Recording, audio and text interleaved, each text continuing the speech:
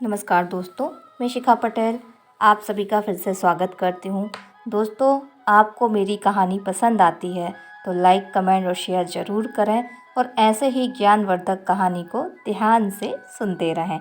चलिए, आज हम एक कहानी जानते हैं जिसमें गौतम बुद्ध से किसी ने एक सवाल पूछा और उन्होंने क्या जवाब दिया।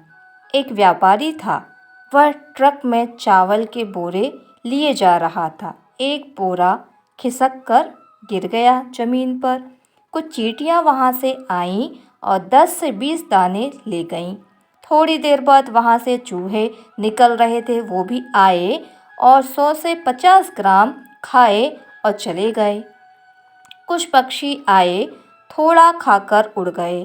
कुछ गायें वहां से आ रही थी, वो भी उसको देखकर आईं और 2 से 3 किलो खाकर वहां से चली गईं।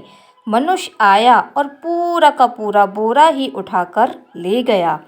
अन्य प्राणी पेट के लिए जीते हैं, लेकिन जो मनुष्य है वो तृष्णा में जीता है। इसीलिए उसके पास सब कुछ होते हुए भी यह सर्वाधिक दुखी है। मानव ही इस समाज में सबसे ज़्यादा दुखी है। आवश्यकता के बाद इच्छा को रोकें, अन्यथा यह अनियंत्रित बढ़ती ही जाएगी और दुख का कारण बनेगी। जी हाँ दोस्तों, इंसानों में सबसे बड़ी दिक्कत का कारण उनकी इच्छाएं हैं। एक इच्छा को पूरा करने वह ज़िंदगी भर भागता है।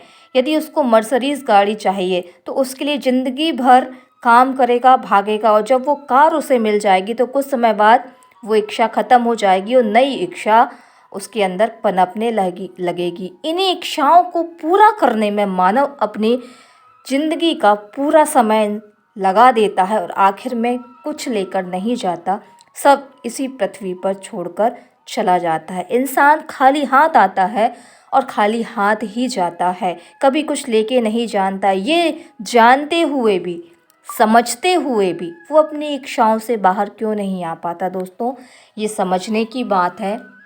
गौतम बुद्ध ने उस इंसान को यही समझाया कि आनापानसति ध्यान करें, सांसों का ध्यान करें तो आप इस जीवन मरण से बाहर आएंगे, इस मोह माया से आप बाहर आ जाएंगे। लेकिन इंसान को तो परेशानियां ही पसंद है, ये मोह माया ही पसंद है। सब जानते हुए भी वो कुछ नहीं करता, ना ध्यान करता है, न सत्संग करता है। उसको ये मोह माया ही अच्छी लगती है। तो इंसान रोता क्यों है फिर? मोह माया में रहेगा तो हमेशा परेशान ही रहेगा।